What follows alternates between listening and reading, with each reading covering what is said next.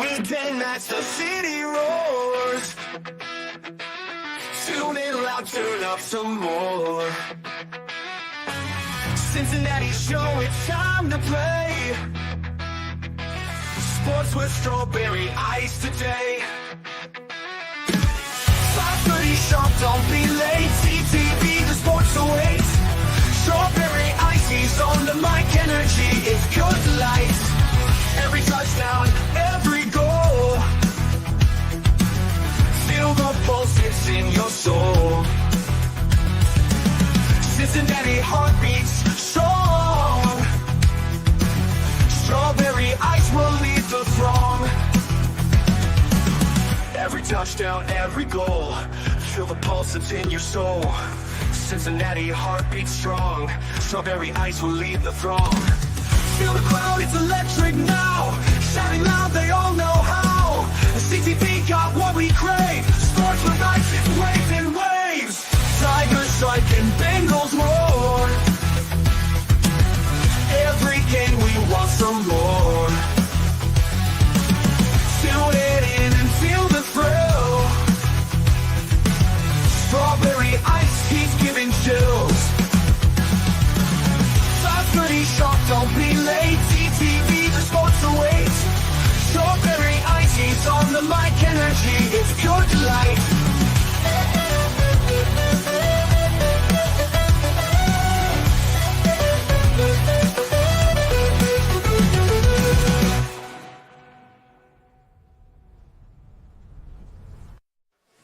Weekend nights, the city roars. Tune in loud, turn up some more. Cincinnati show, it's time to play. Sports with strawberry ice today. 5:30 sharp, don't be late. CTV, the sports awaits. Strawberry ice, he's on the mic, energy, it's pure delight. Every touchdown, every goal. Feel the pulse, it's in your soul. Cincinnati heartbeats strong. Strawberry ice will lead the throng. Every touchdown, every goal. Feel the pulse, it's in your soul. Cincinnati heartbeats strong. Strawberry ice will lead the throng. Feel the crowd, it's electric now. Shouting loud, they all know how. The CTV got what we crave. Sports with ice, it's waves and waves. Tigers strike and Bengals roar. Every game we want some more.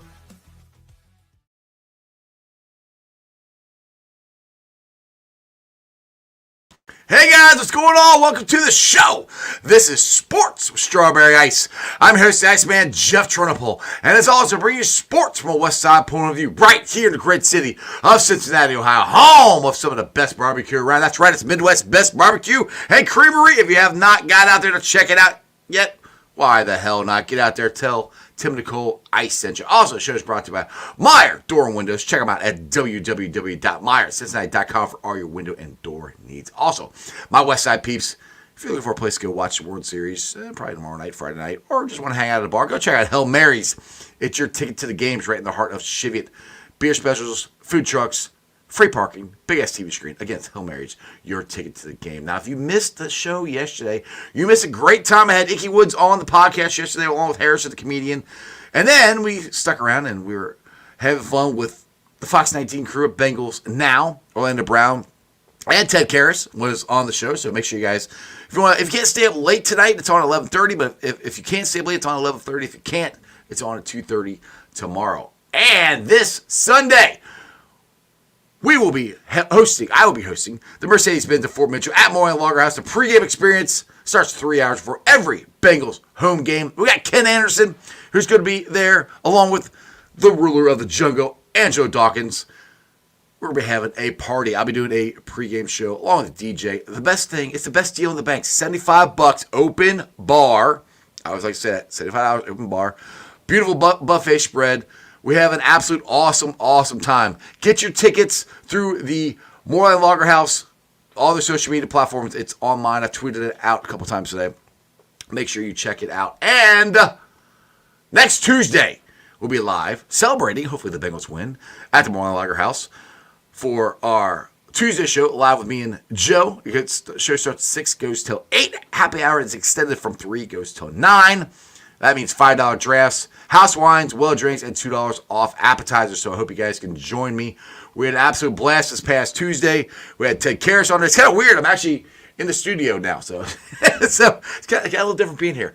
But yeah, Ted Karras is on the show, and Ken Anderson was on Tuesday. Icky was on yesterday. We got Charlie Clifford from Channel 5 Sports to be joining us here shortly. He's got a live hit, and he'll be jumping on here in a little bit. What is up to everybody in the chat? We got 2 people in the chat. You guys are a little busy today. But Stranger's in there and Paul Painter's in there. What's up to 2 of my regulars? Natty Ron just jumped in. What's up, Natty? What's going on? All right, so news of the day from what I have found on Twitter. News for the Bengals. My boy Orlando Brown was limited today, along with Geno Stone limited. But, according to Charlie Clifford, and for what he found out, the door remains open for both veterans to suit up versus the Eagles game, which I think is absolute fantastic news. Cody Ford did good. I would really have Orlando Brown out there at left tackle. I don't know about you guys. And if you are a huge Pete Rose fan like I am, the Pete Rose family will be hosting a free public visitation for 14 hours at Great American Ballpark on Sunday, November 10th. Gates open at 7 a.m. An emotional day ahead for Cincinnati. Exactly. I will, you know me, I will definitely be trying to get down there and check that out. So let's get to my co-host for today. He is wearing Xavier colors today. I mean, he's a Bearcat fan, but he's wearing his X colors. I don't know what's going on with him today. It's Joe Schmo. What's up, X fan? Dude, gray and blue look great together, man. It's Xavier color. You're a Bearcat. What's wrong? I don't understand. I've got a lot of Xavier in my blood. My dad went to Xavier. My cousin, my uncle. A lot of people went to Xavier. I'm not a Xavier fan, but gray and blue look good together, man. I guess. I just I like orange and black. It looks good. Like my new Jackpot Joey hat. These are the newest ones here. We got them stylish. It's sharp. I got one. If I were wearing something orange or black, I could wear it. I know. I got you. We got you a new hat. You wear freaking Xavier color stuff here. I see how you are. This is Mickey goddamn Mouse, okay? You got a problem with Mickey Mouse, you can shove it up your ass. Wait, you want me to shove Mickey Mouse up my ass? What? Go after the gerbil. So that's a little weird. All right, show's off the rails already. That took long. Yeah, that didn't take long at all. All right, so I just put it up there. Charlie Clifford said that Orlando Brown and Geno Stone were limited today. It's Thursday. It's the door's open. I personally think they're going to play. But what's your thoughts? I don't know. I think Orlando's got a much better chance because he was out there yesterday, limited as well. Mm-hmm. I think for both of them, it's just going to be a matter of pain tolerance. Orlando, my concern is lateral movement. Partially that, but it's also something that's going to be nagging. It's right. What do they call it? Tennis knee? Tennis. I thought it was tennis calf. I was in this calf. Tennis calf or something like that. And if it's anything like tennis elbow, which is like just inflammation of tendons, right? It's something that you're just going to be dealing with for a long time. Yeah. It doesn't really get better. I mean, unless you just stop playing. I've got golfer's elbow, which is the opposite thing as tennis elbow. So it's like, if it's similar, it's just something that's just going to keep nagging. So it's just going to be pain tolerance. I don't know if. I mean, he played in pain all year last year. I can't remember what his injury was last year. I know he had something they played through either the whole season or most of the season. So, and I saw him last night. Now he was just walking around, but he wasn't limping or anything last night. He was down there at Bengals now on Newport or Levy. So, I think he's going to play. Geno, on the other hand, I don't know, and I'm not trying to belittle Geno, but if I had to choose, I'd rather have Orlando in because I think we put Battle in, and Geno could take a week off. I still rather have both of them, to be honest. Yeah, I mean, Battle isn't a one-for-one replacement for Geno anyway. Jordan's a strong safety. Geno's a free safety. Geno's kind of the last couple weeks kind of fell into a groove, and he's playing much better ball than now the defense in front of him is a lot more settled. Yeah, that helps. I think I'm going to reverse that. I'm going to say that Geno's got a better chance because his is just a big-ass bruise. Yeah, which And if I swear to God, it looked broken. Dude, that's what I was saying Tuesday. I saw that replay. I thought his leg went like this, and he snapped that thing. I told my wife the exact same thing. Like, it looked like his leg grew an extra ankle. Yeah. And then when they didn't immediately rule him out, I'm like, well, he went off on an air cast and everything. That's what I'm like, dude, he broke that thing. When you roll someone off on the cart with the towel over their face, like, that's the immediate. I'm crying my ass off, but I don't want any of you assholes on TV to see it. Right, exactly. So yeah, that was very surprising. That it's looked nasty, but it's a big ass bruise, so it's gonna hurt like hell. And there's nothing. It's one thing with tendon stuff, like you can get a shot or something like that, or get treatment. You can't get a treatment for a bruise; it's just gonna hurt. Yeah, but it's also something that will get better over just over days and weeks. It'll get better quicker than I think the tennis calf or whatever we're calling that. Absolutely. Because like I said, from a tennis elbow or anything like that I know, the only way to get that better is to stop doing it. What hurt it in the first place for a while until you let it rest and let it heal. And there's a lot of PT and just the regular rest, ice, compression, elevation, shit like that. And obviously Orlando, I'm sure he's doing, but absolutely. But Orlando can't stop playing football or practicing. I mean, he can, but we kind of need him. So, well, and just take Wednesdays off. I mean, just take it as a walkthrough type day. Yeah, and just limit practice, because obviously you want him out there to get some reps just to make sure that he's fresh. But he's a veteran. It's not like he needs to be out there every single game, right? Every single practice snap.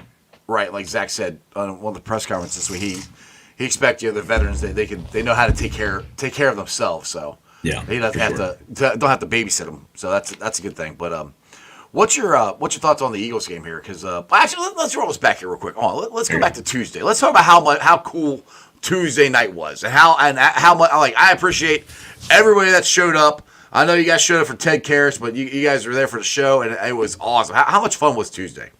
Yeah, that was incredibly cool, man. Ted was awesome. He was very candid. I asked him about Deshaun Watson. That was a gutsy question. I'm like, oh shit. I was expecting just kind of a non-answer, but he gave a very sharp, candid answer. He had thoughts on it. He didn't hold anything back. Yeah. Yeah, and we're not real legitimate credentialed media. No.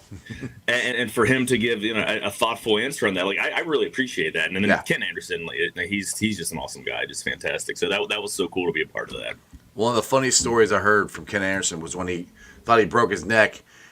They took his helmet off, had a neck brace on. He got up and walked. Yeah, then he had to give the ambulance driver directions to the hospital. It's like, so he had to get up out of the gurney when he thought he might have a broken leg. And go, hey, turn here, turn. I'm like, are you freaking kidding me? That seems like one of the prerequisites for working in an ambulance is understanding routes to get to the hospital. Right. It's one thing to be able to give first aid and give emergency medical treatment, but you're not a stationary vehicle. Like you're not a stationary medical center. You're a medical center on wheels, and you got to get from A to B. That's and it's not like he's going from Riverfront to Clifton. There's multiple hospitals there. It can't be that hard to find one. Right. Just head up Vine Street and look for a big red X somewhere, a big red cross. Exactly. But I mean, he described him. He's like, I couldn't feel anything. First thing I do is take my helmet off, and then they ask him to stand up, sit him up to put the neck brace on, and then he walks to the gurney. That still cracks me. He walked to the gurney, then he got on the gurney, got out, and then he went to the ambulance, and then he had to get off the gurney to tell the ambulance driver where to go. I just, dude. Thank God emergency medicine has gotten gotten a lot better. Not emergency medicine, but I mean EMTs and sports medicine and stuff like that. Right. Well, the safety of the players in general has gotten 10 times better. Right. I mean, just think if you actually you're getting actual checks to make sure that your brain didn't crash against the inside of your skull. Right. I mean, just think if you actually did, break a vertebrae or something. I mean, I'm sure when you break something like that, even if you're not completely paralyzed, getting up and walking is probably not the first thing you should do. You would think so. You think you want to go through all the medical tests and checks, make sure that it's safe, make sure that you have movement in your extremities. How many fingers I'm holding up?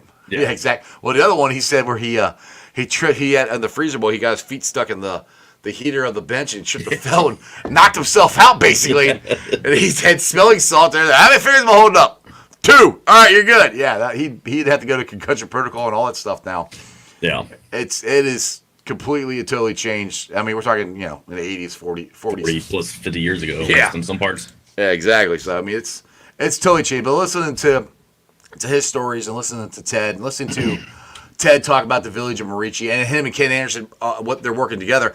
Did you see did you actually get a chance to look at the T-shirt that Ken Anderson was selling for the Ken Anderson Alliance? Yeah, those are really sharp. I didn't realize till after they left that it's Ted Karras hiking the ball to Ken Anderson in the shirt. I'm like, oh, dude, so that shirt's going to be, they're going to be selling that shirt at the tailgate Sunday. I'm getting one. That thing is cool as hell.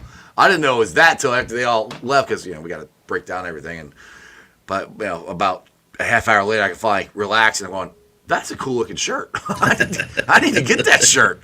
I like that shirt a lot. So, all right. So, with the Eagles game coming up here, to me, dude, it's still a must win. The next 3 weeks, you get back to 500, you're in it. But leading up to the Ravens game, these next 3 weeks, I think, are huge. If we go, take it one at a time, but if you get the next 3 and you go to Baltimore and win, you're totally back in this. But I really do think this is still a must-win game for the Bengals. I mean, I do. They put themselves so behind the 8 ball, they have to. If they can find a way to pull out the game on Sunday, there's a very likely chance that they go to Baltimore above 500 because the Raiders have 53 paid professional football players, but they're also giving up on the season. Yeah, they're not very good. Yeah, no. Max Crosby might not even be on their team by now. Maybe he'll be a Bengal. I just keep putting it out there. I'm hoping. I don't really think it's gonna happen, but nothing wrong with trying to put vibes out there. But I'm trying. It's again they played the Patriots. The Patriots suck. They're probably the worst team in the NFL, and they lost to the Patriots. So no games to give me. But no games. That's the Eagles, and the Eagles are not as good as their talent. No, and as their talent pretends to be. So they haven't playing that up to that. I'll say. Yeah, absolutely. Their offense is 17th in the league in points. They're going to be down possibly 2 offensive linemen. Jordan Mallet, he's on injured reserve. Mekhi Becton is in concussion protocol. He hasn't practiced yet. Dallas Goedert is, as far as I know, he didn't practice today. He missed last week with a hamstring injury, and I don't know if he's going to be questionable, doubtful, whatever the hell. But he hasn't practiced all week, so I don't know if they're going to have him. So, and their defense isn't as good, especially the defensive line is good, but it's not as good as it has been in the last couple of years. So there's a chance for a chance. I'm going to use a. And the funny thing is that they played the last 2 teams they played are the same 2 we played, just in opposite orders. Yeah. The Browns and the Giants. And listen to Locked On Bengals, and they did their crossover episode, and their reporter was less optimistic, I think, compared to how Bengals fans feel about this, because he's kind of like, we haven't been playing good, and he's really taking that, okay, we played 2 crappy teams, and yeah, they won. Now, we're taking it, we played 2 crappy teams and we won, but for us, I think it's a bigger momentum builder. It seems like, anyway. We've been in this position before. Yes. They're 4-2, but they beat the Packers week 1, which Packers are a good team. Mm-hmm. Lost to the Falcons. Falcons aren't very good. No. Lost to the Saints. The Saints aren't very good. Or no, they beat the Saints. I'm sorry, they beat the Saints. The Saints aren't very good. Lost to the Buccaneers. Buccaneers are the best of a terrible division. Right. And then you're beating the Browns and the Giants. It's not a lot. Winning 28-3 against the Giants, that's good, but yeah, those are games you're supposed to win. So they're not as I wouldn't even put them as the favorites to win the East. I think Commanders are the favorites. As of right now, yeah. At this point. Yeah, Commanders are way better than I thought they were going to be. Yeah, so long as nothing happened to Daniels and he has just a crash in the second half of the season to where teams figure something out, but haven't gotten there yet. And that's the thing with Hurts. Hurts has been so inconsistent since their Super Bowl run. Now this could be one of those games that he turns around and he finds it and he starts finding the wide receivers, and I want to say AJ Green, but that's not AJ Brown, and and they could. It could be a game. I don't know. That's where it just scares me. And Saquon Barkley is no joke. And I keep I was telling Harrison yesterday on the show, I keep forgetting Saquon's on the Eagles, you know, and he's a damn good running back. But we've done pretty good here last couple weeks against damn good running backs. You know, I know Chubb was coming back from knee surgery, but we had Henry the week before that, or 2 weeks before that, and we played pretty good against him up until the last run. Obviously, they got us into overtime. But I mean, up till that point, they had held him down. So the run defense has gotten a lot better. What was the Bengals' biggest issue on defense last season? What did they give up a ton of? Run. Explosive plays. Yeah. Well, you know who's given up the fewest explosive plays in the NFL percentage wise? The Eagles. The Bengals. Really? Bengals this season. The Bengals have given up the fewest percentage of explosive plays. They're less than half. Wow. It's like 6.8% explosive plays, where last year it was like 14. That's a Jay Morrison special right there. Yeah, that's surprising. And now has it gotten better? I wonder what it's game by game. Like, I wonder how much better it's gotten better. With, I mean, as the guys have come back, yeah. they've the past 2 weeks they've combined missed 10 tackles. 6. I think it was 6 last week, 4 against the Giants, where they missed 15 tackles, a dozen tackles in individual games. The first couple games of the season, outside of the Chiefs game, they only had 4 missed tackles as well. So that's better. Like that was one of the biggest things at the beginning of the year. We just missed tackle after tackle after tackle. That's starting to get better, and that's the thing where you got into it a couple weeks ago. Where I was kind of saying, let's hold off and see how the interior 4, once we get all of them back and healthy, how this defense plays, and with them getting back, the run defense has gotten better. They're getting more pressure on the quarterback, which is helping Trey Henderson get out there and eat. And hey, even Lou even said that Joseph Osai had one of his best games last week. He played a really good game. Again, he's not given a ton in pass rush, unfortunately, which is what he's supposed to do. Mm-hmm. He had a couple pressures, but he showed out a couple times, big time in run defense. Run defense, right? And Miles Murphy, I don't know if you saw him shut down Njoku strap him down at the goal line there. Oh yeah, they put the seatbelt on. I don't know why you're dropping. I don't either, but I was like, I know that Lou loves bringing those simulated pressures or only rushing 4 guys, but he'll drop the ends out. I hate that. I'm sorry, defensive ends. Sam Hubbard is in coverage a lot. Trey Hendrickson needs to rush the passer every time snap. Mm-hmm. Don't be too cute. Like, you ever see Myles Garrett dropping into coverage or TJ Watt? No, unless it's a screen and they're right, and they sniff it out. No, let them rush the passer. But Myles did a hell of a job.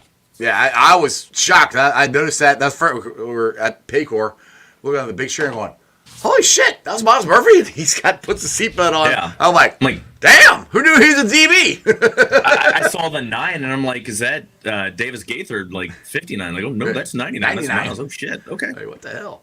Paul Painter here wants to know if the air attack will resurface this week, and I'm hoping so. I don't really, and then one thing I'll ask you this is one thing me and Bengals captain were talking about at the game. It seemed like Joe almost isn't used to having this much time to throw the ball. And there's times it seems like he did it better in the second half. I'll put it this way: the first half, I wish he would have tried to throw it and not throw it up for grabs, but give his playmakers a chance to make plays. And it looked like he was looking for too much of the perfect throw. Like the one he threw up to, I want to say Yoshi, and he almost came down with it. Yeah. That's the kind of, and that was the first one. Like, all right, do that more. And then it seemed like we started stacking on those more and more. First half, it seemed like he was more hesitant, I thought. I don't know if it's, again, he seems to just be not trusting what he's seeing. Right. Because you'll see him take a hitch, and he'll start to. He's not pump faking, but it's like he's getting to that third step, getting ready to get the ball out, and then just not trusting what he's seeing, even when he has time. Right. But he gets better in the second half, though. I think, though, too. It's more the beginning of the game. Yeah, and that's and I'm not sure if that's just the Bengals making personnel switches to their game plan at halftime, like keeping. More tight ends, more. Right. I want to see more that the diamond. Uh-huh. It's pistol formation, and they had two tight ends. Two tight ends, yeah. In front on either side of Burrow, and I thought that was a really cool look. the one they should have been able to run at. They had like 4 carries for like negative 10 yards out of that formation. Right. But T had like 3 explosive catches out of that, and you figure with that formation, that's once you figure out the right mix of run plays, you're going to be able to pick something up because you've got 2 lead blockers, and you're probably going to have Volson or Kappa pulling on, depending on what side that goes to as well. So, yeah, one thing we're saying this, and Burrow is, I mean, we all agree. I think he would be in the MVP race if we had winning record. I mean, he's not having a bad season. He's in the MVP race now. I mean, he'd be higher up. He'd be second or third. We're talking about betting odds and stuff like that. And right now, it's Lamar's to lose again because he's playing amazing. But yeah, I mean, Burrow's numbers are passing the ball are as good as anybody's outside of Jared Goff, who's having like a crazy. What is his quarterback rating last week? Wasn't he like a 80 something? Goff last week? No, he's for his last 4 games combined, he's completing over 80%. Okay, that's what I heard the 80 on that. He's on an absolute heater right now. That's what we need to get Burrow back to doing. And I'm not talking shit about him. It's just that to me has been the problem the last couple weeks or last 2 weeks is it's just we're just missing stuff by a little bit. It's just like problem is we all love Yoshi. He can't consistently get open. So if they're doubling T and Jamar, Yoshi struggles to get open for long stretches in man-to-man coverage. Bengals have stopped using Gesicki. They've he's third on the tight end list now. Alt's your number one. I keep saying Alt. Alt is your number one tight end right now. Yeah, Sample only has about 15 more snaps on the season than he does, and that is more because of early in the season they lean more on Sample.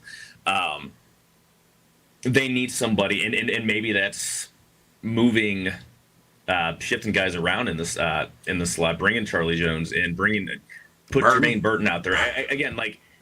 Don't do the Marvin shit where you're burying a rookie and absolutely kill him. Like what happened to John Ross? John Ross was not a bad football player. John Ross is someone who had confidence issues. Marvin didn't want, and Marvin completely fucked him. Yeah, he didn't want him.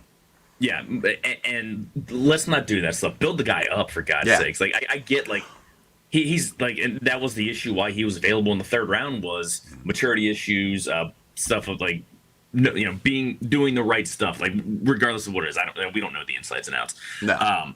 Guess what? Like you need him as a football player. Give him the reps and prove listen, you keep the hard work in, and you're gonna because he's got starting receiver ability. Yoshi doesn't. Yoshi is a 3 or 4 guy on a good team, which Bengals are. But I don't. Burton, athletic wise, everything. Burton should be the number 3 by athleticism and everything like that for sure. I mean, if he can get his stuff together, he's your number 2 receiver next year. If they do the wrong thing and let T go. Which I don't want to talk about that. The more and more it goes, the more it's like, no, you need to pay both of those guys. They play so much better with T. It's ridiculous. There's no receiver in the league that has his size and strength at the wide receiver position. I mean, he's almost like he's not as graceful and like the more burner guy like AJ Green was at similar size, but 6'4", 220, that's damn near tight end size. Yeah. You see him, he makes how strong his hands are making the catch away from the body and then tucking it away and then lowering his shoulder and picking up 6, 7, 8 yards because he's just stronger than the defensive backs. He's bigger than the safeties. He's running the safeties over. Exactly. And that's you can't teach that. But I do want to get back to Burton a little bit. I said a little bit.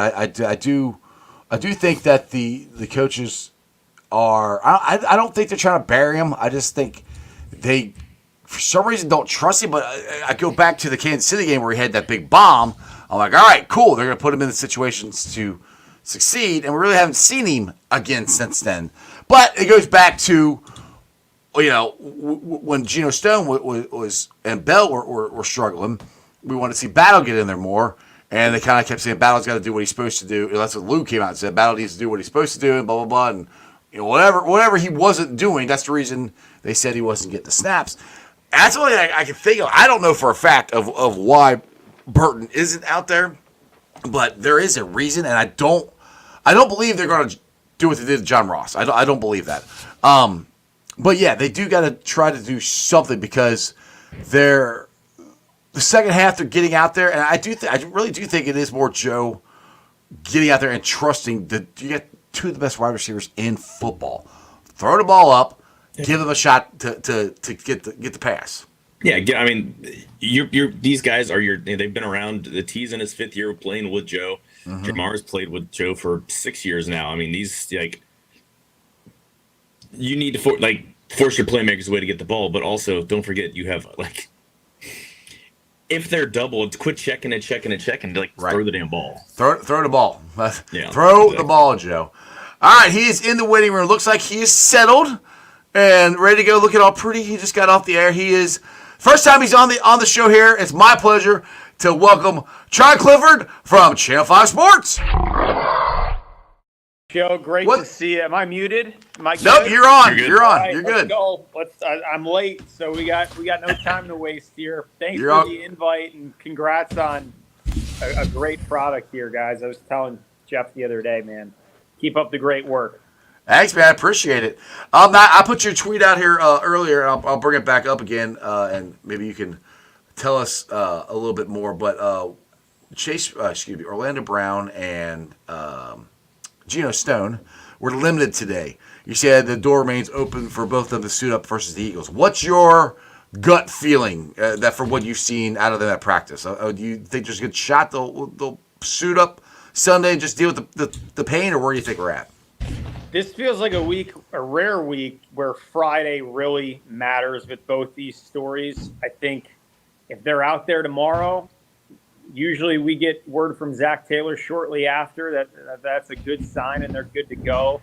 I think tomorrow is really telling, especially for Stone, who was a little later in the week to get some work in. But there's no secret inside those coaching rooms, and obviously with two veterans internally, they need this game. They need to keep stacking these wins. Yes. And I think this is a totally different conversation if for whatever reason this team were 5-2. The reality is they're out of wiggle room, and something tells me that you're going to see both of them out there on Sunday, barring, again, waking up tomorrow and feeling like, okay, I took a step back rather than, tread water. So I think tomorrow is a really crucial day. Yeah, exactly. And that's what we were talking about before you got on the show, that this is another must win. You got to be 500. I want to be above 500 going against, I call them the Ratbirds. It's the Ravens going against them, but we got to worry about Sunday. You have to win. They have to win this game. They were 1-4 at one time, Charlie. 1-4. I'm like, that's a hell of a hole to dig yourself out of, but they're this close from doing it. So it's a must win. I mean, they have to win this game. It's not, it's not impossible if you fall to 3-5. I don't want to think about that. I know you don't, and I think they should win this game. I think they're judging by talking to DJ Turner and Cam Taylor-Britt in the locker room today.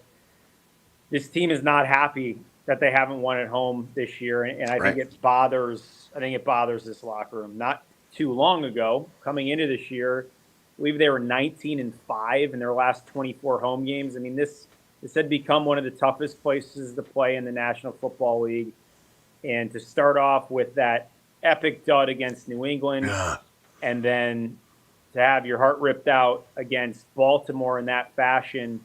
And Washington. Yeah, I mean, Washington was like, I don't even know what category to put that one in. I mean, you got kicked, but yeah, a lot of these guys, I'm sure it feels like, can they remember the last time they really played with a lead at home and that crowd was just making it impossible by halftime for the other team? Because really last season, you remember the Houston loss, obviously the Pittsburgh loss when Browning was in there, but even going back to the Seattle game, I mean, these were not your, snooze fest second halves where, oh my gosh, the Bengals are up 20 at halftime and Joe Burrow can play with a blindfold in the second half. I mean, it's been a minute since they've really kicked somebody's butt at home. Exactly. Good, Joe. We got. You're muted, dude. He's got to fix it. All right, so I'll bring up this. People ask me this question. I'd be shocked if we do this. Jeremy here says, been hearing people talk about us picking up Cooper Kupp. I would rather pick up Max Crosby. I'll put it to you that way because we don't really need another wide receiver. I don't think Max Crosby's available. But what's your thoughts on Cooper Kupp? Yeah, I think hard no on both of those. Yeah. There's no need at wide receiver. I mean, they're the last team at this juncture, that needs wide receiver help. Crosby, in a perfect world, oh my gosh, absolutely. But, this is a team that on the defensive line, starting with the pick of Myles Murphy last year, I mean, they're going to invest in the draft. Yeah. I would expect for the next 2-3 years, you can pencil in the Bengals as taking a defensive player in the first round of the draft. Right. I cannot see a scenario you remember this past spring, all the buzz, Brock Bowers, or the year before, Michael Mayer, the tight end. This team is done offensively with first-round picks, I think, for the foreseeable future. And it's Lou Anarumo's turn to reload and restock specifically on that defensive line. And, I think that's where those reinforcements are going to come in. And, will somebody get very aggressive and try to land Crosby? I think it's a game-changing position, right? Oh, absolutely. I mean, it's not like, hey, it's a nose guard or it's it's a guard. I mean, that's a guy you can put on your team and instantly tell your locker room, we think we have a better chance of winning the Super Bowl immediately with him in the fold. But if you're Vegas too, you get rid of Crosby. I know it's bleak down there. I mean, who are you showing up to watch on Sunday if Max Crosby's not on that team? Who are you showing up to watch now on that team? I mean, they just got rid of Adams. So I mean, I never understood why they got rid of Carr in the first place. I thought that was their downfall. But let's roll into talking about the Eagles here and this game. Yeah. How now the Eagles have played the Browns and the Giants, same as we have. They're a talented team. They are almost in the same boat as we are. I think they're 4-2, but I think they're more on a downward spiral than we are. At least it seems like it. And their offense hasn't been as consistent. What just your gut feeling of going into this matchup? I think the biggest difference is here in Cincinnati, you have a coach and a quarterback who are on the same page. Yes. In Philadelphia, it's no secret that it was a bit of a Hail Mary that Sirianni and Hurts were going to be able to coexist after last season. Right. That is pretty much your worst nightmare, I'm sure, if you're a head coach, knowing that it's public that your star quarterback, who you have on a long-term deal, who is your franchise answer, does not see eye to eye with you. And a lot of it is, I think, personality-based from what's been reported. It's not exactly disagreements over X's and O's. It's disagreements on a people level. Right. So, to me, that's the biggest difference. Philly came in knowing this year that its coach was on the hot seat. It was win this division or have a really good wild card year, or we're going to be playing for a new head coach. I think that changes the entire feel behind the scenes. When you go into a year like that, credit them. They've done what they've needed to do through 6 games. But as you know, in Philadelphia, that can change in a matter of weeks. I mean, you're looking at who knows where this thing could sit by Thanksgiving. So I'm sure if you're a Bengal coach, though, you're hoping that, hey, our team's going to play with the same urgency, a 1-4 start. We didn't just put all this work in to be out of the playoff race by December. So I think that's the biggest difference. Do they have enough weapons to be the representative out of the NFC? Offensively, they do. I think they're still on a similar playing ground, and I don't think anyone's ruling either of these two teams out for playing for an NFC or AFC championship, despite the difference in record. I still think they're very much in that conversation. Who would be shocked if the Eagles were one of the semifinalists in the NFC? Who would be shocked if the Bengals were playing whomever for the AFC title? No one. If you've written either of these teams off, man, You must have a pretty small pool of Right. who you think are still Right. able to get this thing Or done. you know more than the rest of us do. I don't know. Which They got the probably script do, ahead of us. Yeah, Exactly. They got the script ahead of us. Hey, you All right, guys Joe- responded, so that means my audio is working. Yeah, Fantastic. Joe's back. All right, welcome back, Joe. Welcome to the show. Welcome back, Joe. Welcome back. That's annoying. I thought I got. Remember, I had those issues before. I know. Now I got them fixed. And Like, Charlie, he would do this all the time. When he had a show, come on. It's me. What? What changed? I came on. We just be talking all of a sudden. Joe. I just see Joe's lips moving. And I can't hear anything. Go ahead, Joe. What you got? I would just do that just to screw with you, though, just like pantomime like I'm talking. So, yeah, I mean, the Eagles are a weird team. I mean, you look at the talent everywhere. The defensive line still has talent. They have, they've got Jalen Carter. They've got Sweat. I mean, they're a talented team, but they're just not. They're not a sum of their parts type team. On offense, you've got AJ Brown, you've got Devontae Smith, you've got Saquon Barkley, and they're middle of the pack in points per game. I think 17th. I know they've had to deal with injuries. Jordan, I forget how to pronounce his name. Malide, the tackle's out. They've got old friend Fred Johnson playing left tackle. Trey Hendrickson is absolutely. I can't believe Fred Johnson's still in the league. Trey Hendrickson went against him in practice, so you know he's licking his chops. Oh yeah. Mekhi Becton, I think, is still in concussion protocol, right guard. Dallas Goedert hasn't practiced yet this week. He was out last week, so. Yeah, they've won 2 straight, but against lesser opponents. But Bengals are getting them at a good time, and Eagles seem because of the issues, especially with Jalen Hurts and Sirianni, look like a team that if they get a couple weeks of struggling, that things could snowball, and there could exactly. You never want to see your coach and quarterback because first off, you know who's going to lose that. I mean, who's a lot more replaceable. Right. I don't want to say I'm confident, but I'm more confident than I should be for a Bengals team that's Which is still scary under 500. Yeah, I'm usually the confident one. Right, and they're under 500, and they've yet to win a game at Paycor this year. I feel weird in feeling confident considering what's going on and where the stakes are. But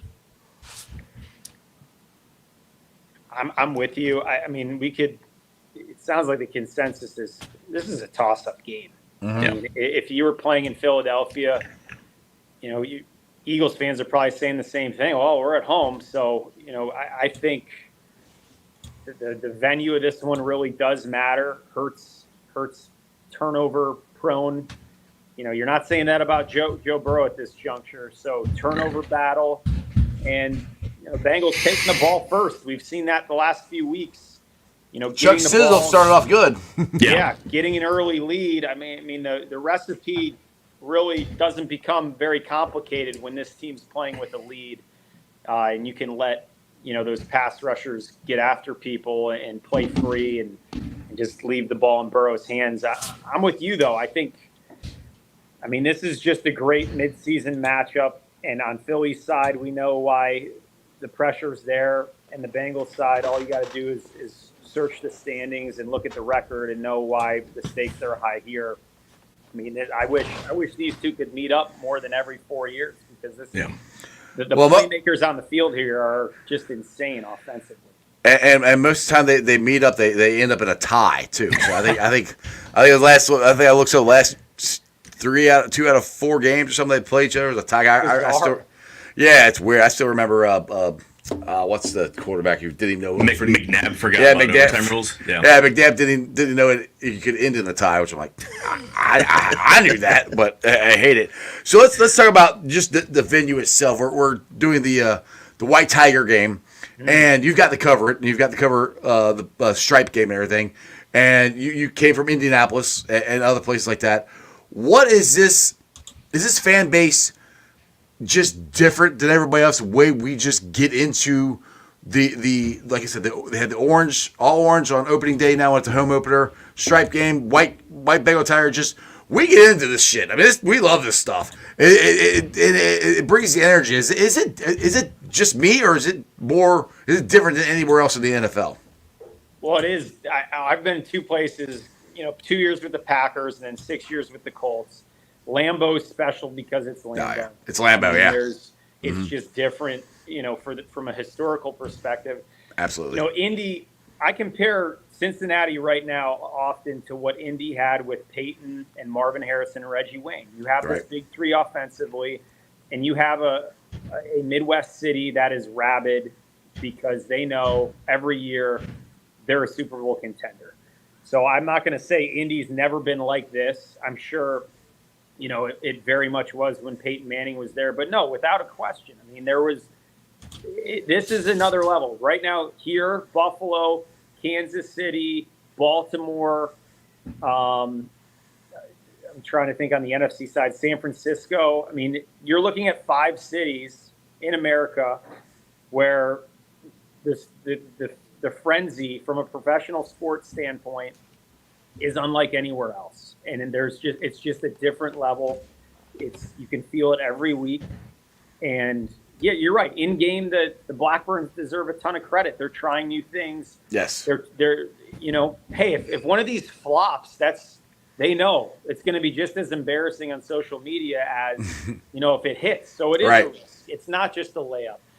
And I think it's important, especially for the young kids, for this generation. I mean, these are some of the most special memories you'll have in your life. You don't realize it at the time, but getting to go to some games, getting to watch with your friends in your neighborhood or wherever, getting to emulate these players in the park. I mean, that's the stuff that you just can't bottle up. It's just part of being a young fan in a city where that was, I mean, the timing here is perfect if you're a kid right now. So, yeah, I think this white stripe deal, I mean, the look is insane. It's awesome. I kind of wish it was a night game. Did they do it against Miami a couple years ago? Yeah, it's been a night game. I think every time. This is the first one that's not a night game. Yeah. Because we're usually prime time Thursday or Monday night or something. And this is supposed to be a 4:00 game, but we got flexed. So they decided to go with the orange pants for the opener. It'll be interesting to see if that sticks. If that becomes an annual thing. They look like carrots. They want to redo on that. I mean, that was, they want to actually put some highlights together with those. Yeah, it didn't. The orange out. There wasn't. It didn't work out too good, but as far as the game goes, but I like the orange. Speaking of the Blackbirds hitting home runs here, please tell me there's any chance at all that they're gonna re-sign T, because that would be just wonderful. But I came to it a couple months ago that they're not going to, but this offense runs so much better with T. Higgins than without him. No doubt. I mean, you got all the video, you got all the numbers to back it up. I mean, surely they look at those two. I would never say never. I don't know anything. I know nothing. But what I do know is, these continuous, impressive groups of rookie wide receivers that are coming out. This isn't the only organization that's looking at the wide receiver spot in that light, where you can afford to let a Pro Bowl caliber number 2 option walk out the door, or in Kansas City's, case, let the best wide receiver in franchise history leave and you win back-to-back Super Bowls. All right. So it's going to be a tough one. I know for 99.9% of Bengals fans, if that is the case, I mean, you couldn't have a nicer person. Oh, he's awesome. A more genuine dude. Yeah. And he's worked through some pretty, his body type doesn't say bruiser, it's the NFL, man. It's not hard to see why he's dealt with some stuff, but at the end of the day, I think they're making the most of this year and this offseason. The ball will be in his court to some degree as well, But he's also got David Mulligetta, who just freaking gets as much money as he possibly can for all. He got Deshaun Watson, the greatest contract in NFL history, which actually is probably the dumbest contract in NFL history, but it's great for him. I mean, that's what he got. That's where I'm like, he's going to get paid. No, and that's what Mulligetta and anyone else in his side of the table is paid to do. You take the emotions out of it. So, yeah, do the odds say this is it for Higgins? Without a question, he's admitted that. But crazier things have happened, and I think the way this year shakes out still has it has to have some impact on what he wants to do. I mean, there has to be a scenario where he would say, I would come back for X.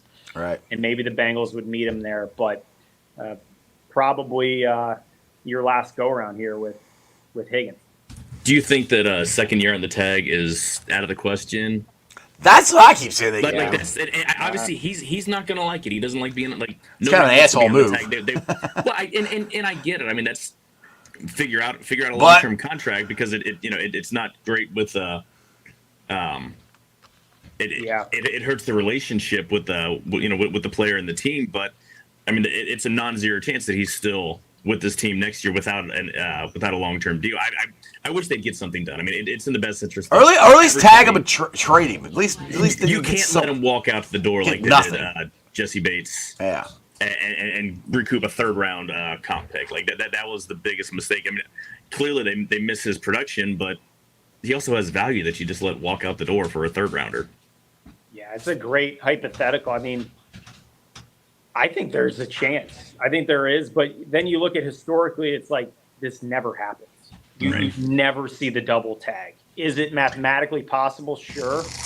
But then you're really running the risk of, is this guy going to show up? And if he does, okay, he's a nice guy. To me, that is tough as a professional to put your body out there knowing that I'm just being held hostage here. And this is crazy. I just did a year on the tag, and you're going to do this to me again. I think it's slim to none that happens. Yeah. All right, so Charlie, how long have you been in Cincinnati now? This is my second Bengals season. I'm doing a minute warning here too because I got to jump back on at 6:16 if you don't mind. Hey, no problem, man. No problem. But no, this second Bengals season, and to everybody out there who's saying what's up at games or seen them around town. I mean, as you guys know, this is such a special place to be with just good, hardworking people who, ultimately they're Bengals fan. I mean, I would say I think this is as tight of a fan base as I've ever seen. I mean, I think it's a very welcoming fan base. Doesn't matter where you're from, what part of town, what you do. I mean, on Sundays, I've seen nothing but camaraderie and just cool, authentic, organic stuff. And some fan bases, after you win a while, that wears off. I hope that doesn't happen here. We haven't experienced that much, so we got ways to go for that to happen. Let's figure that out. We'll figure that out later. I'd love to have that problem. Deal with that down the road. But no, what I'm trying to say is I appreciate you guys looking me up, and I think the time you guys are putting in is pretty obvious, and the homework you're doing, and if I can ever come back on, I would love to in a more time-friendly setting. Sorry, I got to jump off. Hey, no problem. Hey, you got to go do your job at Page. I totally understand. Yeah, you got some bills to pay. Exactly. Charlie, I appreciate you, man. I'll hit you up again. We'll get you back on again sometime soon. Thanks, guys. Have a great week and see you Sunday. Yep, take it easy. See ya. Hooday. There we go. Now I'm as tall as you are. I like that better. Yeah. Hang on, I can scoot up, and my chair sits too low. I hate that. I slouch. I always sit like this. Well, yeah, obviously. You're a slacker. Slacker. Good stuff by Charlie. Yeah. I feel bad because I don't watch local. You don't watch any local stuff. I don't watch like broadcast. Like I stream everything. But you get to meet some of these guys. I mean, obviously Richard. We've had Richard Skinner on Tuesdays. He's awesome. He's been around forever. Yeah. Mike Petraglia. We have an awesome group. I mean, the guys from Channel 19, Gabby and Jeremy, and I haven't had a chance to speak to Joe yet, but we've got a fantastic group of guys that cover sports in this city, and we have. I mean, all the way back to Ken Brew, George Vogel, and Popo, Dennis Jansen. Yeah, Popovich and Dennis Jansen was spacing on the Greg guys. Horde, Dan Horde, Brian Giesel. Hey, did you notice that Bally Sports is no longer? It's FanDuel Sports Network. Sports, yeah. So I wonder if that means they're going to come back to the Reds and try to get the Reds are like they never drop the Reds. The Reds, it's a matter of. I thought Bally did drop them. No, they're trying to renegotiate. They dropped the Guardian. They dropped 3 teams, and then 4 other teams are going to renegotiate. The Reds are one of the 4 teams that they're going to try to renegotiate.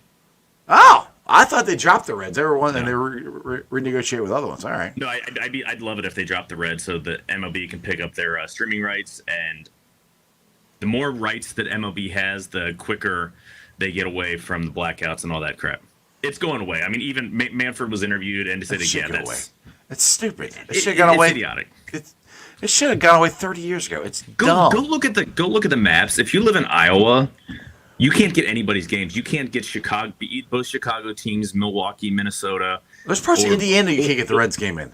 Right. Or the teams from Missouri. You can't get Kansas City or St. Louis. All in like Iowa. Like you're not driving from Iowa to go to any of these cities. No. Like that's the whole point of the blackout was to try to entice people to go to the games. First up, NFL quit. When did NFL stop that? A decade ago? Probably at least a decade ago. I would say 10 years ago. Yeah, which was dumb. I mean, you had to have 80% of the tickets sold by Thursday at noon, right? To 72 hours before the game for them to do it, to be away with it. But it's dumb. I mean, I remember. I think I told you a story before. I bought the MLB. Well, it wasn't an MLB package. It was the Fox Sports package. So I got all the Fox Sports from everywhere. So like, all right, cool. So I remember this. The Reds are going to go play the Brewers. Now they almost have every game on TV, but this is a couple years ago, and the Fox Sports Ohio didn't have the game on, but Fox Sports Milwaukee, Midwest, whatever that, or Midwest, whatever they go. So all right, cool. I'm gonna watch it there. They blacked it out. I'm like, I'm not fucking driving to Milwaukee to watch the game. Why are you blocking it out here? Yeah, it didn't make any. I called up and complained like, "Oh, it's MLB rules." I'm like, well, that's stupid. And the problem, and part of the problem is, and everyone loves to blame Rob Manfred. He does nothing to help his case. No, he's a clown. I don't like him. He's bad at talking. He's an employee of the owner, so obviously he's going to be an asswipe. But he's bad at talking. But this isn't a him thing. This is because every team has their own local contracts, which makes it trying to come up with some sort of uniform across the board regulation and everything. Like it is so difficult to do. That's why I would love it for more teams to, the regional sports model isn't working because everyone has cut the cord. Well, I think you got the Yankees who got their own network. That's a handful do. Yeah. But the Yankees are bigger. They get a lot of money off of that network. Yeah, and the Cubs make a shitload off of marquee sports. Mm-hmm. Pittsburgh's got their own network now. But it's similar. I mean, the Reds partially own their channel too. It's a similar thing. The Reds still get more money. Reds get more money than most teams, which is why I don't cry that I don't say small market, because the Reds get more money than a lot of teams on their TV rights, and they just choose not to spend the money. Thanks, Bob. But yeah, exactly. Hashtag sell the team, Bob. The more teams that end up like cutting the cord, like the regional broadcasters cuts the cord with them, the more likely they can bundle these together and sell them through Amazon or sell them through whatever. And when that happens, that's when the blackout rules go away. And there's just going to be so much, like, you're not going to have to worry about having to have YouTube TV or cable. Like, I think YouTube was the only linear cable service available in Cincinnati that had Bally Sports, right? Yeah. So that'll go away. I mean, you just have Amazon Prime, and if you had, I don't know, it would be probably like $15 a month or $20 a month, which fine, I would do that. I'd have no problem with that. Yeah, I mean, the Reds are on. I'm going to pay whatever to get them. It's reasonable. Yeah, I'm not going to pay through the nose, but I mean, it's worth it, and that's the thing. That's the thing that they don't have. Is would this be more of a national package? You're saying just for the teams, or there would still be a regional thing, or they just put, like, say they get 20 teams to do it, and they all split the money. Is that what you're talking about? How this works? I don't know. Like, these are specifics. And anytime I see something on it, especially with The Athletic, Evan Drellich covers a lot of baseball and like media, the media goings on, shall we say? Right. So I'm reading everything that I see about it, but there's still a lot unknown because it's again, 30 teams had 30 individual contracts with all the different cable providers and their own regional sport, and there's a lot to be like smooth. Well, I wonder how that's different from say the NBA, because I know the Cavs, but there's more. There's because they don't have as many blackouts. I don't think of the NBA, do they? I don't know if they have blackouts or not, but I think so. NBA has a much bigger national package because NBA is a more national game. True. And more regional sport. Yeah, and more overseas. So yeah, there's some international. Thank you. More international, but more than that, it's just it's more popular sport. like partially, but also like football. It's a national game. There's fewer games, so it's easier. I mean, it's half as many. We still have 82 games, but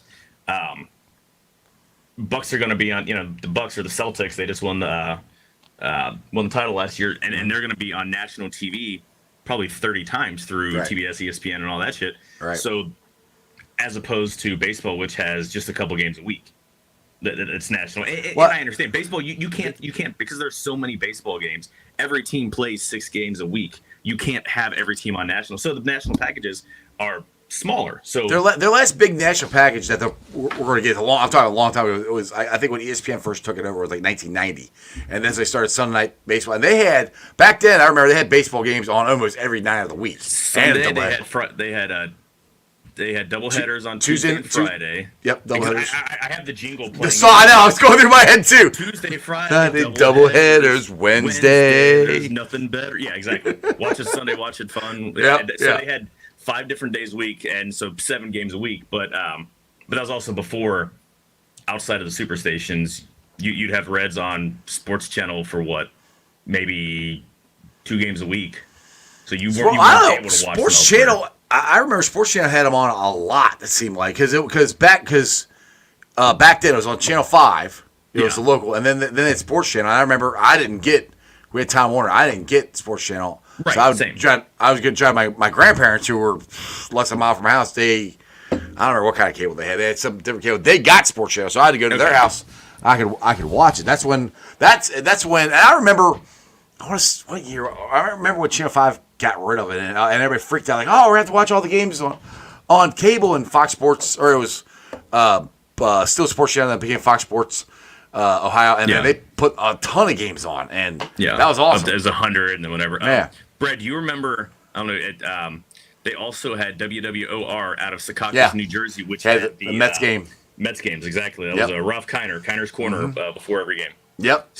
I like that too. I'd watch all this because I was just a baseball junkie back then. Oh yeah, my brother and I we'd get home from school and immediately flip on. Somebody had baseball on in the afternoon. Usually the Cubs. Usually WGN because hey, games. Let me holy cow! It was lit like a Christmas tree. 365. I loved Harry Carey. That dude was awesome. He was funny as hell. He was great. But yeah, it's gonna be interesting how. Cause I don't think they can ever. What you're talking about doing, I don't think baseball has never, owners, players, they've never agreed on shit together. I mean, if you get a couple teams to do this, I think it'll work, but I don't think they're ever going to have one national package for every individual team. Right. It's not going to be like MLS on Apple TV to where, you can, to where it's easy to find. Anybody can get Apple TV. Yeah. And then you just pay, I don't know what the monthly subscription is. Last year it was cool. It was free. So I watched all the, FC Cincinnati matches. Now it's not, and I'm like, okay, now I'm not that invested to spend money and follow. You're such a bad soccer fan. I've never. They got a playoff game tomorrow night. Is it Monday? I thought it was Monday. Monday. I don't know. I thought it was Friday, and then they have one Monday Maybe too. It's Friday. I don't know. I will look it up. Let me see here. I'll get there first because you're a little slow and technology is a mother. Shut up. 6:45 at. What was the hell's the date? It just says 6:45. It's not today. It's very helpful. Let's see. Tomorrow it's Inter Miami, and Atlanta United. So we will go to Monday, like I said, the 28th, and they host New York City FC at 6:45 on Fox Sports 1. Yeah. Oh, on Fox Sports 1? Oh, cool. Yes. I'll be watching. Well, I have to get it done with the show. I'll be watching it. Yeah. That's cool. Oh, there it is. October 20. It says it right there. See, right there in the front screen. Ta-da! Hey. Me good. See, reading and comprehending doesn't work out too good. I was looking at the top up there, where at the top where it says 6:45. I didn't see the big words where it said the date and everything in front of it. That's smart like that. Reading is fundamental, homie. Did you not watch Reading Rainbow with LeVar Burton, who's a gem? I love LeVar Burton. He was better on Star Trek: Next Generation. But he's also like anyone that encourages and helps kids to read. Read Aces, man. Rainbow. Take a look in a book. Anyway. What the hell's wrong with us? All right, so we do have the World Series starting tomorrow night. And also, the Reds hired a hitting coach. They did. I'm glad you brought that up. And I have Valleca, bringing him back. He was the Reds draftee. They hired him away from the Guardians. What's interesting is he is not only hitting coach, he's also director of hitting, which is the same title that DJ has. Derek Johnson has, the director of pitching. So maybe they're restructuring the entire, which is good. Any philosophy is better than no philosophy to teach to the organization. I don't know. I mean, the Guardians were a low strikeout team. I think that's more of players than it is any specific philosophy. Stephen Kwan isn't going to strike out no matter, it doesn't matter who your coach is. Yeah. He just makes contact. I just want him. I want him to at least get back to not this year, but last year seemed like they grinded out of bats better last year than they did this year. It just seemed like we were getting. We made it hard to get us out in 2023. 2024, it seemed like it was a lot easier to get us out for some reason. I don't know what the difference was. I don't know. Again, there's so much that because a lot of the players were the same, but they were rookies now to second-year players, and so they got a book on them. Partially, and also got like guys struggle year over year. It's one thing when you've got 3 or 4 years on the back of your baseball card that you've got a baseline of what to expect. So Ellie struck out a lot, but his walk rate went up really, really far. So I'm happy with the adjustments he made. So Brad says the rookies had more to prove last year, which true. And also we had guys who had guys were healthier too, and that was a lot healthier. And when we had guys, Will Benson, he was healthy all year. He just wasn't good. He was such a disappointment. I expected him to add on to what he did last year, because last year he was so good, and then this year was just he wasn't there. And we're having a conversation. Yeah, we're having a conversation in over in the Riverfront. We've got a Slack channel for all of our patrons, and we had a conversation after the Valleca hiring earlier today, and talking about maybe Reds need to work on getting higher exit velocities and stuff like that. And they need better hitters. The reason their exit velocities suck is because I like Jake Fraley. He's not a starting caliber. I would be fine. TJ Friedl is borderline starter. I like TJ Friedl a lot, but he's borderline starting quality. They just don't have enough good hitters. That's regardless of what the method, whether they're a bunch of sluggers or they're bat to ball guys. Luis Ariz, they don't have enough of any. Yeah, Jake Fraley, I hope is the third or fourth outfitter on this team next year. Is what he'll be better next year because he's not having to deal with just the mental aspect of dealing with his daughter's health. Yeah. Which but still, he was able to play that much. But he's also even at even peak Jake Fraley in the 3 years he's been in Cincinnati. He's not a starting right fielder. He's a platoon player. He's an extra outfielder. Love the guy. He's an absolute grinder. Played with a broken foot in 2023. Right. But they need better. Yeah. They need better. Yeah, and that's Oscar Hernandez or Anthony Santander, please. Yeah, power hitting, hopefully right fielder, because I'm okay with Steer out and left, which I don't know at this point if he's going to stay out there or going to move him or what they're going to do.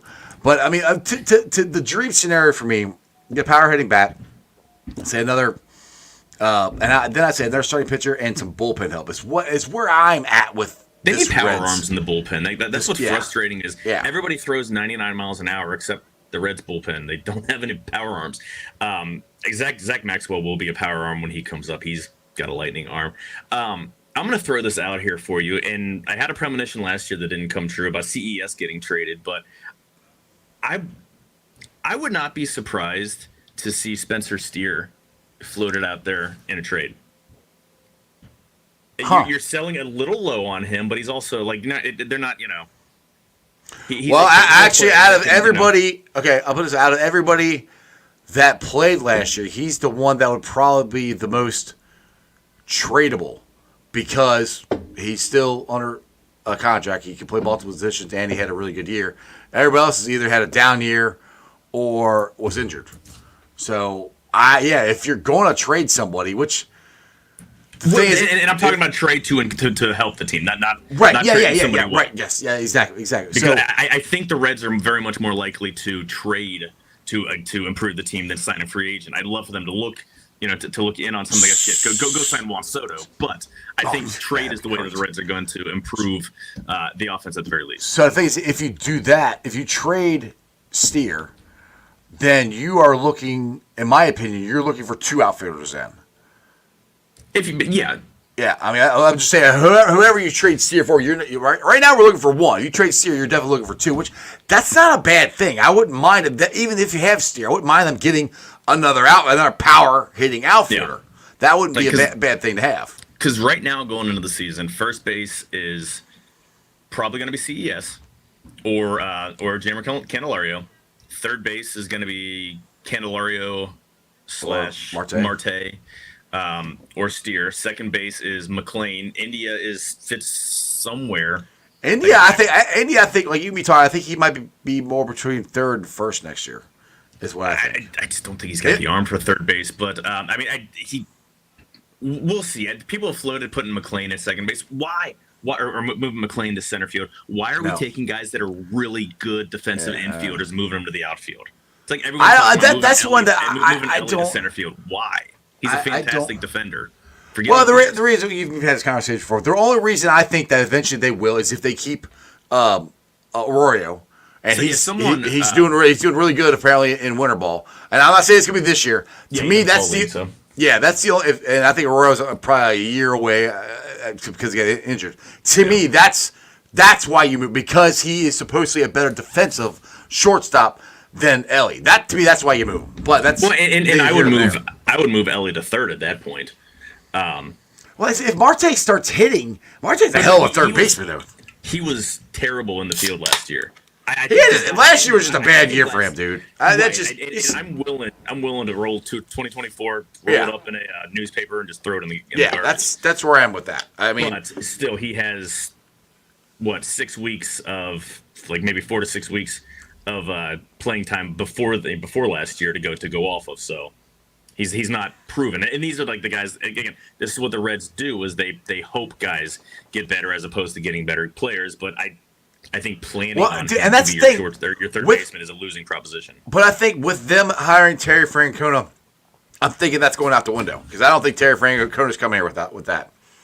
I hope so. And again, he said that that they didn't promise anything. That's because he's media savvy. They talked for 5 hours. They talked for 5. There's no way they didn't talk. I don't care what he says. Right. Now, Brad, there was a list of free agents that guys hey, hypothetically, I mean, they're not. They're talking about guys that that Francona would like to add from other organizations, Absolutely. Brad here says between Brad Meter and. Absolutely, Brad just. I think India can be traded for a decent player. I don't know. I think he'd bring some bullpen guys. Bullpen, yeah. It's a really pitcher. Yeah, I mean, he's better. A guy who he had 2 good months out of 4. His OPS was in the 600s in April, May, July, and August. He was outstanding in June, and he was good in September. I'm okay. Look, I'm okay with guys. I wouldn't mind just getting off the team. And I'm not saying I want getting off the team. It's a bad way to say it, but it just doesn't fit. It's a fit, exactly. India, Jeimer Candelario, those two, they just don't fit. I would get those two, and if you got to trade Steer to make that happen, I'm okay with that. But it depends on what you're getting back. I want pitching, power hitting bat, but I don't know. Even if you put all those 3 together, I don't know if that gets you a power hitting. I'm not sure what gets you a power hitting bat that we had that I'd be willing to give up. I mean, you have to probably take on a bad contract from somebody. Like who? I mean, I don't know. You mean a good player plus the player you want plus a bad contract. I got you. To get a quality player and take on a contract. I mean, the Cardinals are shopping Sonny Gray because he's got a backloaded contract, which I'd happily take them off the hands and throw Jordan Walker in, and that guy needs to change the scenery. Because he's got a ton of talent. I'd love to see that guy. Again, start him in Louisville or have him as an extra outfielder. I think that's a guy that could flourish. Yeah, but that's not something you can count on day one, though. Well, right. That's what I'm saying. He'll be a great throw-in. Right. I would like to see what Jeimer Candelario can do with 2 functioning knees. That would help, and he might come back. Play good. Like he wasn't, when you consider like how bad his knees were, like he wasn't a terrible hitter. He couldn't play the field. No. But his power wasn't there as much as it should have been. He's a solid hitter. He's not a great hitter. The Reds tried to sell him off like he was a great, like, no, he's a solid hitter. He's, you know. Yeah, he's not your power bat that we're looking for. Yeah. I mean, to me, the power bats that we're looking for that are on the team, and this is go to your hope, would be CES and Marte. That's your power hitters if they can hit like they are projected to hit. Yeah, I mean, CS is he's a 40 home run hitter if he's, you know, projects how we thought he was. But that's the thing, though. Let's put it this way. Just say with the broken hand. Right. Let's say this. Let's say, like I said, this would be awesome if you get a power hitting left fielder, power hitting right fielder, put that in the middle, put them hit behind Ellie.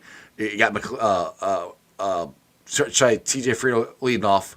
I might move Ellie to third, but they'll probably keep him at second. And you got the power hitters behind them, and then you got CS and Marte right there. I mean, that right there would be huge. That's where I'm like, my wish list would be 2 power hitting outfielders. So that's where I'm okay. I love Spencer Steer, but I'm okay with trading him because of potential of what they could get. Hopefully, right. I mean, nobody's untouchable. You want to give me Shohei Ohtani and Tyler Glasnow and Yoshinobu Yamamoto for Ellie De La Cruz? Here you go. I'll drive him to LA myself. Nobody's people are like, oh, don't trade this guy. No, nobody's untouchable. No, but you need to add MLB.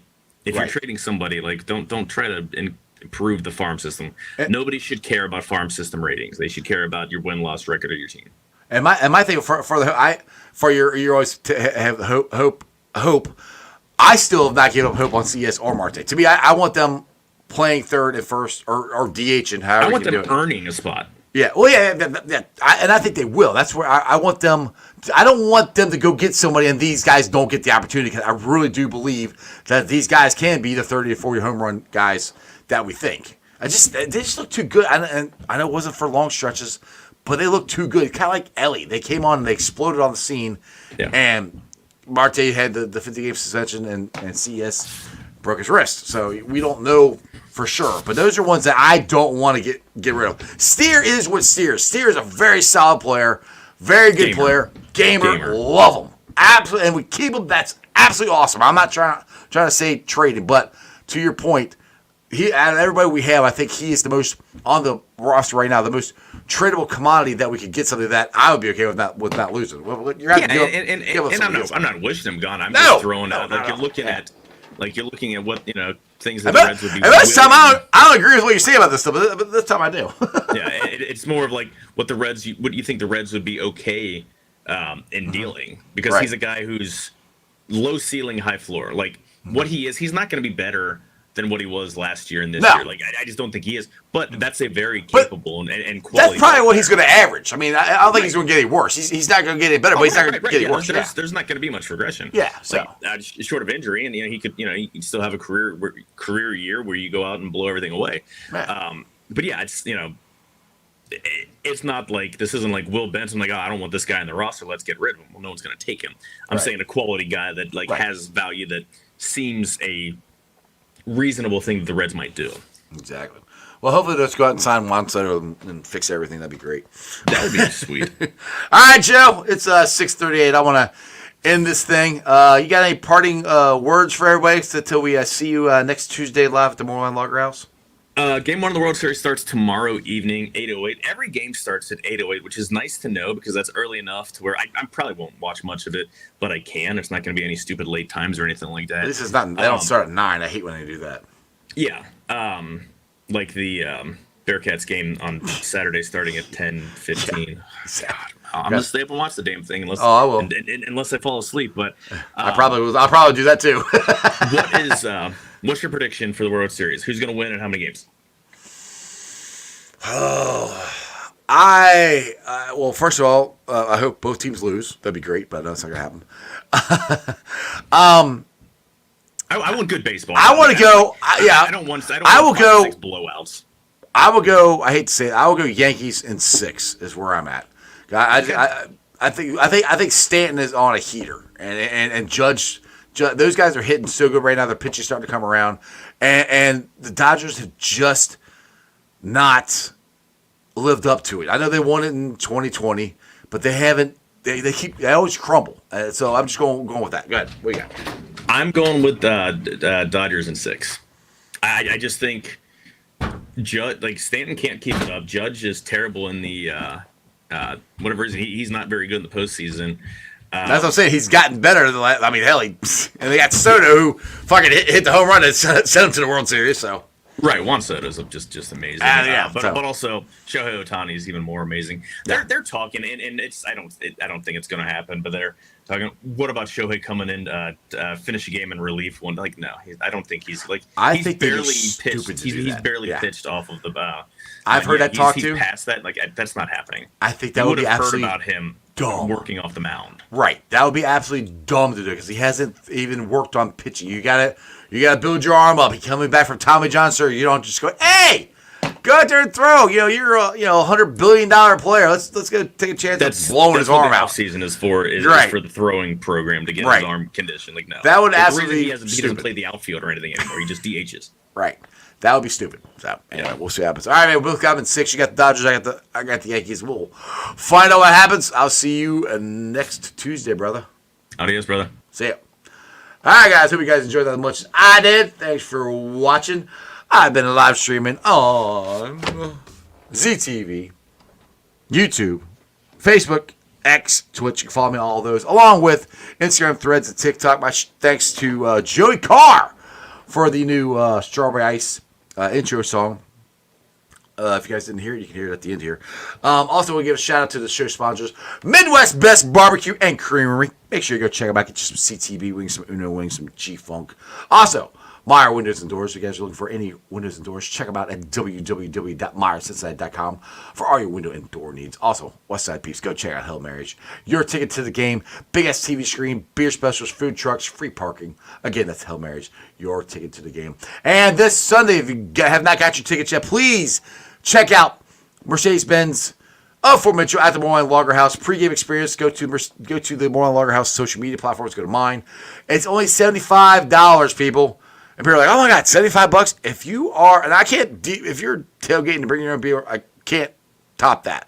But if you're coming down to the banks to hang out and eat and drink, you can't beat this deal. $75, open bar, mixed drinks, well drinks, beers, drafts, lagers, whatever you want, along with a delicious buffet spread.